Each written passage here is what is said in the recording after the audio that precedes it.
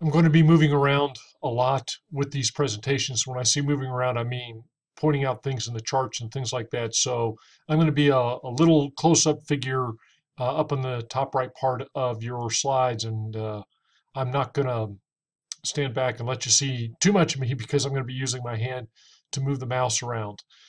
I'm going to have three videos in this segment to talk about financing E&P activities. The first is just going to be a general introductory video.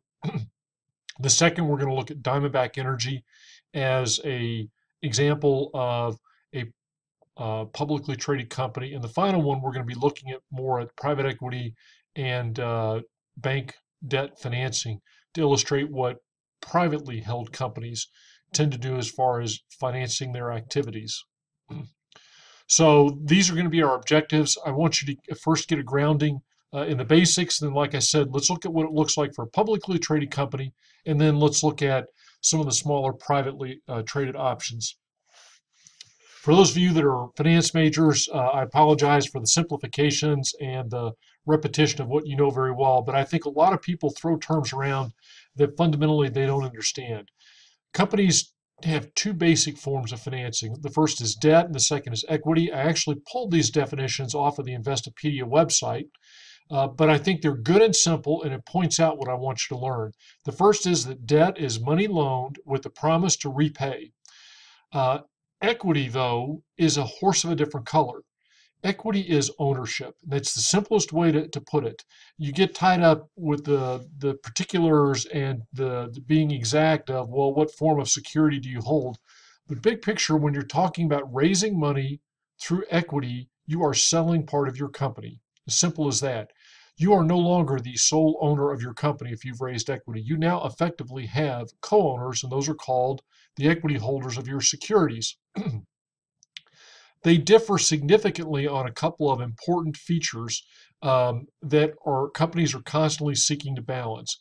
On the cost parameter, debt tends to be much cheaper than equity. In the oil arena, that's going to be particularly true when we start talking about what sort of returns do equity um, investors, private equity investors, look for. But in general, it's always safe to think that debt is going to cost less than equity. Well, given that it costs less, why wouldn't you always grow your company financially via debt rather than through equity? That gets into the obligations piece. When you issue debt, you're making a promise to repay. In most cases, particularly for privately held companies, your word is not good enough. They're going to want something to back up that promise, and that's typically in the form of collateral. And later on, we'll talk about specifically what it is often for E&P activities. But you also pick up the obligation to repay. Usually, debts are first in line in terms of repayment if the company begins to founder, and they're a requirement to repay that can last or can be transferred to individuals, depending on how guarantees are wrought and those sorts of things. Compare that to equity, where if you raise $1 million of equity from investors and the company doesn't work and you go bankrupt, how much do you owe those investors? Nothing. If the company is worth nothing, remember what you sold them to get that equity capital was a part of the company, so it's worth nothing. And that's a big deal for a lot of times for people in the early stages of their companies. They need people to take that risk because they don't have what it takes to back up that promise to repay. Now, of course, in any good either or, hot or cold sort of discussions, people find out a way to come up with a middle option, and that would be called mezzanine financing. Mezzanine financing can be used in a lot of ways. Where you tend to see it in the oil and gas industry is a hybrid, if you will, of the two. It is unsecured debt, meaning that well, I shouldn't say unsecured, it's usually subordinate debt that is junior to the primary or the first liens. In other words, if a company goes bankrupt, those traditional forms of debt are going to get paid first. It could be that mezzanine is unsecured. It could simply mean that it is junior debt. In fact, I'm going to change the slide right now to say subordinate debt, junior debt, whatever term you want to use, to show that in reality, what you are dealing with is debt that is second or worse in line.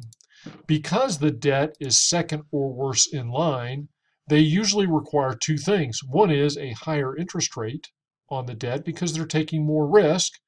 And two, they often require equity options. They can be in the form of stock warrants or something like that. And so, what this means, if they're particularly happy with the way the company's going, they may have the option to convert the debt into equity to get a piece of the company growing up. So, just to recap, you have debt, you have equity. Typically, debt is the cheaper of the two. However, it comes with contractual and legal burdens to repay the money. And because it is often based on what you're able to collateralize, you're limited by your current assets. Equity, on the other hand, is more based on a promise of a potential upside. It doesn't bear the same obligations in terms of repayment, and it's also often easier to raise more money when you don't have a lot of assets. You're going to see these elements as we discuss the companies going forward. So the first thing we're going to do is jump into a publicly traded company, and we're going to use Diamondback Energy. Join me for the next video.